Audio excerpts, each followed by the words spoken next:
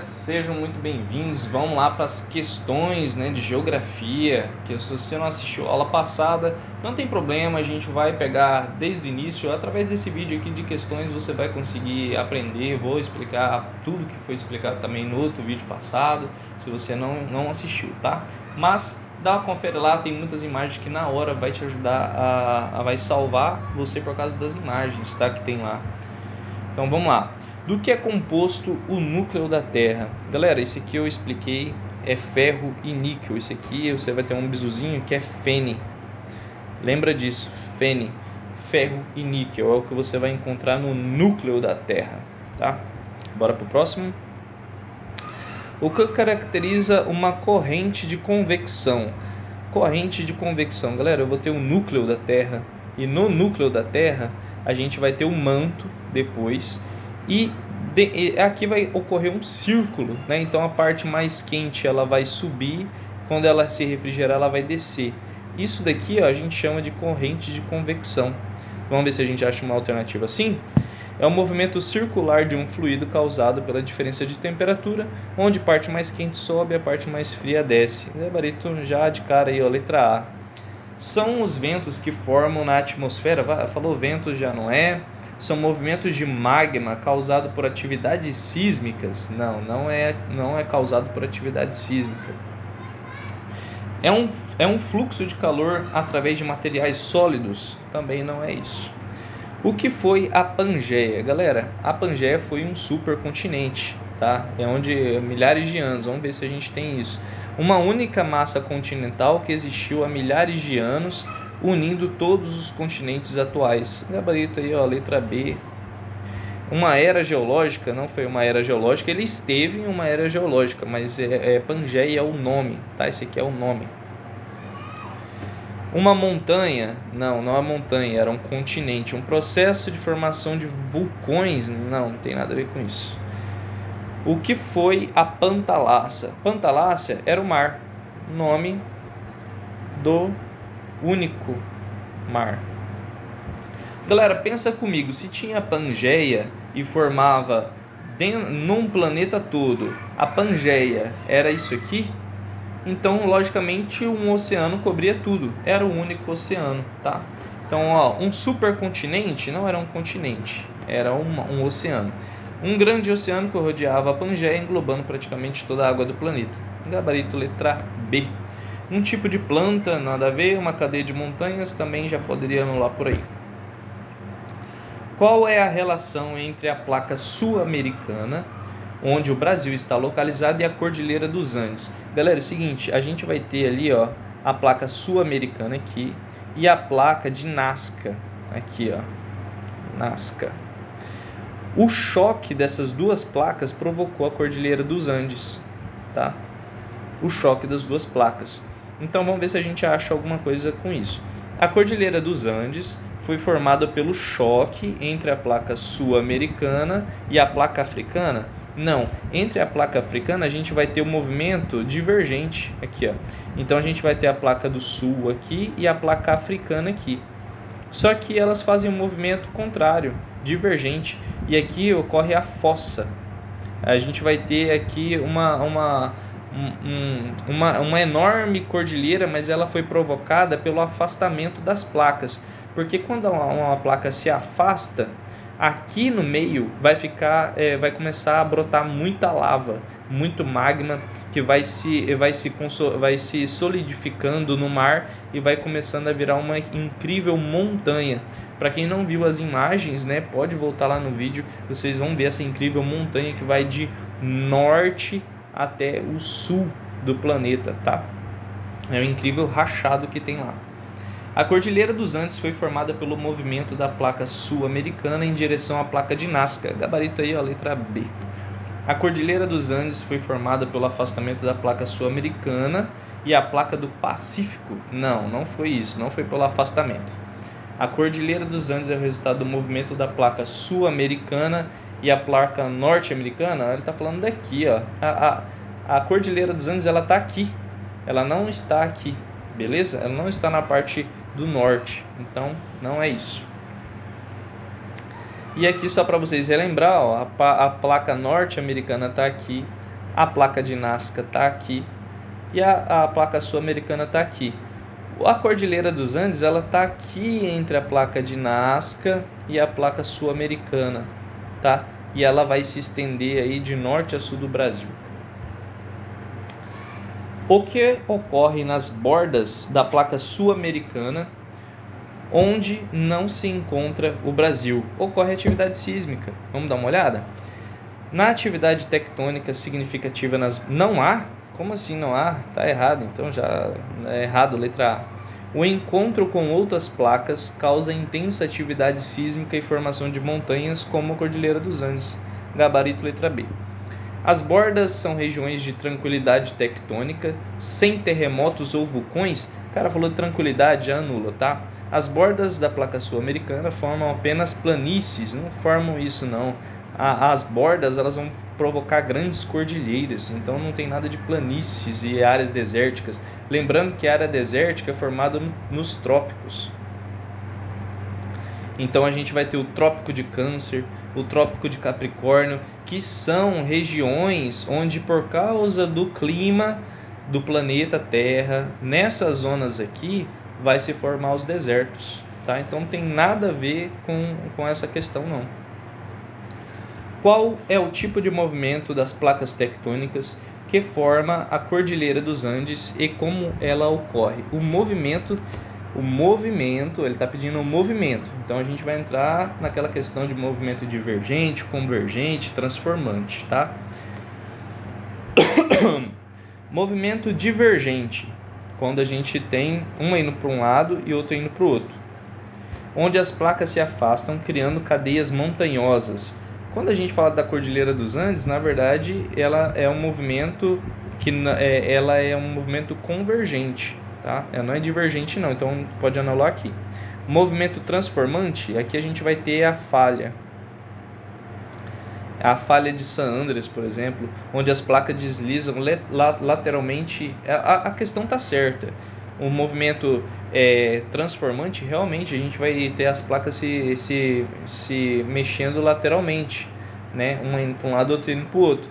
Mas não é a questão da Cordilheira dos Andes, que é o que ele pede. Então, o gabarito aí vai ser a letra C, movimento convergente, que é onde elas se chocam, uma com a placa de Nazca e com a placa sul-americana, fazendo uma elevação, que é a Cordilheira dos Andes. Qual a principal diferença entre erosão e intemperismo? Galera, é o seguinte, a erosão ela vai fazer um desgaste, um desgaste das rochas. E o intemperismo, na verdade, ela tem aquela questão do intemperismo químico e intemperismo físico, né? Vamos dar uma olhada. Erosão é o processo da quebra das rochas. Isso aqui, ó, é intemperismo. Erosão é o transporte de sedimentos, olha aí, ó, transporte de sedimentos por agentes naturais, enquanto o intemperismo é a desintegração e decomposição das rochas. Gabarito letra B. O intemperismo ele vai quimicamente e fisicamente estragar com a rocha, né? Enquanto a erosão ela vai fazer o transporte desse sedimento todo através aí de chuvas, gravidade, neve. Tem vários tipos de erosão, né? Marítima. Erosão ocorre apenas em ambientes aquáticos, enquanto intemperismo ocorre apenas em ambientes terrestres. Já pararia aqui em aquático, não tem nada a ver. Erosão é um processo químico, não, isso aqui é intemperismo. Então já gabarito letra B, bora prosseguir. O que caracteriza intemperismo físico? A gente vai ter aqui a variação de frio e quente, que vai fazer a quebra da rocha. Então vamos ver aqui, ó, alteração química. Não, aqui está falando de físico, então não pode ser químico. Quebra de rocha sem alterar a composição química. É justamente isso. Vai quebrar a rocha inteira e não vai alterar ela quimicamente. Porque se fosse quimicamente seria intemperismo químico. A dissolução de minerais por água. Não tem nada a ver com isso. Transporte de partícula por vento e água. Não estamos falando aqui disso. Isso daí seria uma erosão. O intemperismo químico é alteração física da rocha devido à pressão e temperatura. Não é isso. O intemperismo químico não é isso. Isso aqui ele está querendo falar sobre rochas metamórficas.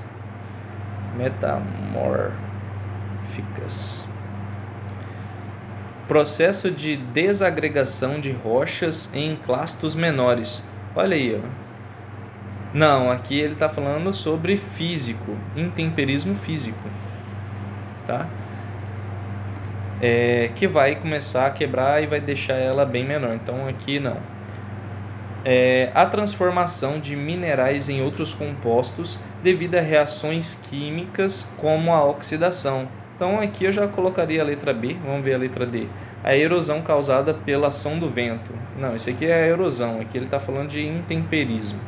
Tá? Então gabarito aí, letra C. Qual é a principal diferença entre rocha ígnea intrusiva e extrusiva?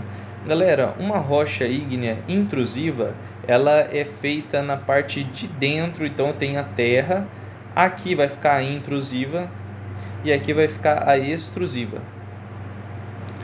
Tá? Nessa parte aqui de dentro eu vou ter o granito e na parte de extrusão eu vou ter o basalto, que são as rochas, né? Então, a diferença das duas é basicamente isso. Uma é o resfriamento interno e a outra o externo. Vamos ver se a gente acha alguma questão sobre isso, uma resposta. Rochas intrusivas formam-se na superfície? Não, elas formam embaixo, né? Porque se fosse... é o inverso, né? Que ele está passando aí. Rocha intrusiva se forma a partir do resfriamento lento do magma embaixo da superfície, enquanto rochas extrusivas se formam a partir do resfriamento. É exatamente isso. Gabarito letra B. Rochas intrusivas são sempre mais duras. Não é disso que ele está falando, não, tá? Não é essa a questão. Ele tá querendo dizer ali a respeito justamente do resfriamento na parte de baixo e na parte de cima. Rochas intrusivas são formadas por sedimentação, enquanto rochas extrusivas são magmáticas. Não, as duas são magmáticas, tá? Então, não é o gabarito, letra D. Qual do seguinte tipo de rocha é um exemplo de rocha ígnea extrusiva? Extrusiva, galera, pela parte de fora. Então, isso aqui é basalto. Quando a gente fala de basalto, é a parte de fora. Então o vulcão expeliu magma, escorreu magma, aqui está o vulcão, escorreu magma, aquela parte ali do magma é o basalto, e a parte de dentro é o granito. A gneiss, ela é uma rocha metamórfica, tá? Então...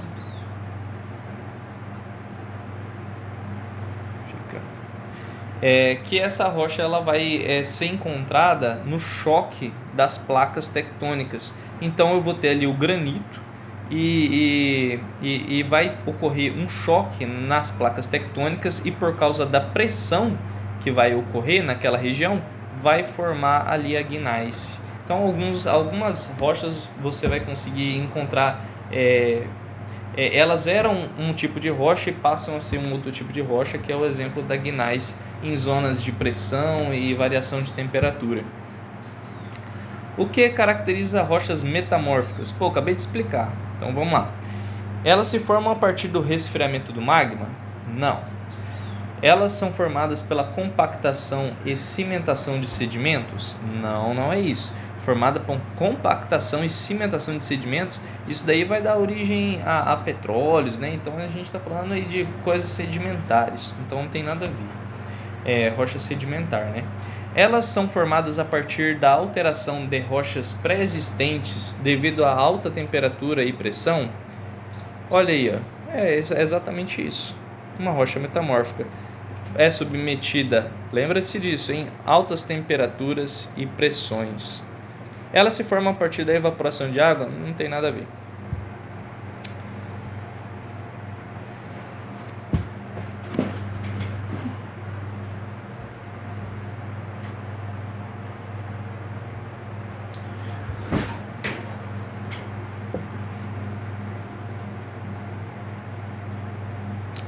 Qual é a relação entre os sedimentos do rio Amazonas e a formação de deltas e estuários?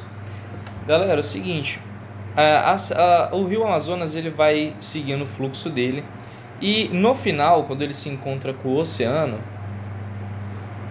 ele vai começando a depositar sedimentos ali. E na foz do rio Amazonas tem vários canais. E isso daí é que a gente chama de foz delta, porque ele realmente parece uma delta, tá? Quando a gente tem o estuário, é quando ele tem um único canal. Então, como tem muito sedimento no final, na foz do rio Amazonas, a gente vai ter a relação dela sendo em delta. Então, o rio Amazonas forma apenas deltas devido à grande quantidade de sedimentos que transporta. É exatamente gabarito, já poderia parar por aí. Rio Amazonas, ao desaguar no Oceano Atlântico, forma um estuário. Isso aqui é mentira, ele forma foz delta, tá? O rio Amazonas não contribui para a formação de delta, já está errado aí. O rio Amazonas é responsável pela erosão e não pela sedimentação. Cara, não tem nada a ver, ele transporta os sedimentos, tá? Então não tem nada relacionado com a questão, essa letra D. Qual a porcentagem aproximada de escudos cristalinos? Eu tenho 36%, bacias sedimentares eu tenho 64%. O Brasil só tem esses dois, tá? Escudos cristalinos e bacias sedimentares. Não tem dobramentos modernos. Beleza? Então vamos ver aqui, ó, 36%, 64%, gabarito, letra B. O Brasil possui dobramentos modernos e vulcões ativos? Não, o Brasil não possui nem dobramentos modernos e nem vulcões ativos. Então, o que é sim aqui você já pode tirar. Então, não é letra B, não é letra D. Não, o Brasil é caracterizado apenas por escudos cristalinos? Não é apenas escudos cristalinos, ele também possui bacias sedimentares, então não é.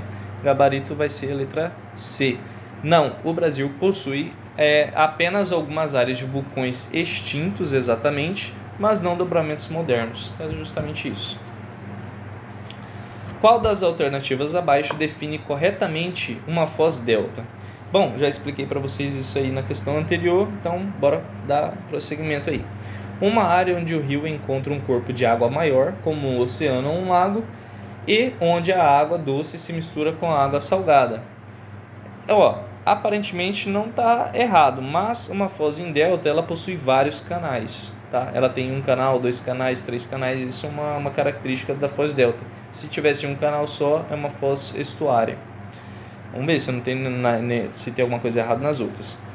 Uma formação geológica onde o rio se divide em vários canais antes de desaguar um corpo de água maior, criando formato triangular, um leque. Olha aí, ó. É justamente isso. Isso é a definição de uma foz delta. Uma região costeira onde a erosão predominante é resultado da formação de penínsulas e falésias. Não tem nada a ver com delta isso aí.